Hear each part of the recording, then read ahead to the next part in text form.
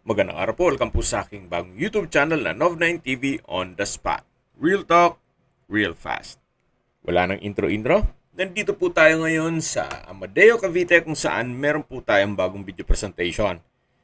Isang residential farm property na may lot area na 1.1 hectare. Titulado, kaya wala po kayong maging problema sa documentation o sa transfer ng title.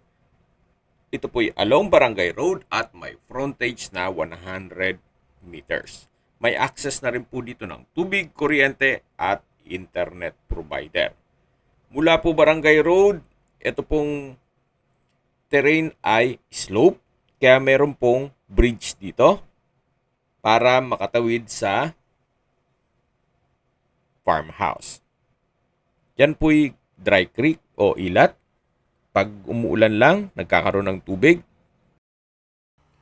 Ito po yung tinutukoy ko na bridge. Then may ilang steps na stairs para makarating dito sa farmhouse o bahay bakasyunan.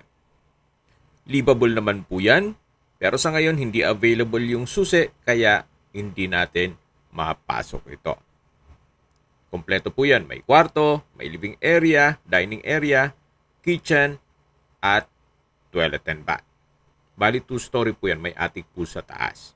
So maayos po ang structure, siguro po retouch na lang ng pintura kung sakali man na medyo maselan ang makakabili nito. Meron po tayong full video nito na mapapanood nyo sa aking main YouTube channel na Nov9 TV Official. So hanggang dito lang po tayo sa balkonahe. Naka-tile flooring po ito hanggang sa dulo. Ang orientation po nitong property ay morning sun. Along Barangay Road, kaya accessible din po ng public transportation. Ito pong mga glass windows ay meron pong security grill. At dito po sa dulo ay may access door papunta sa kusina. So mula po dito matatanaw ang likod ng bahay kung saan marami po itong mga fruit-bearing trees. Gaya ng langka, nyog, saging, pili, santol, mangga, at marami pa pong iba. Napakaganda po nito para sa inyong retirement o bahay bakasunan, gawa ng napakatahimik po lang lugar, sariwa ang hangin, at malamig po ang klima. Meron po mga concrete pathways, then may kubo, at may structure din po sa dulo na caretaker's house. Ito po yung nasa mataas na lugar. Ang estimated elevation above sea level ay 1,449 feet. Mula po sa highway at sa Tagaytay, mga 15 minutes drive lang po ito.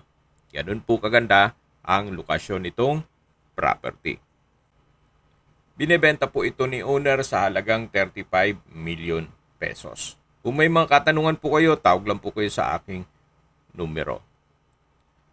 Ang full video po, gaya ng sabi ko sa inyo kanina, ay mapapanood nyo sa aking main YouTube channel na Nov9 TV Official, na Nov9 TV channel, at Nov9 TV Listings.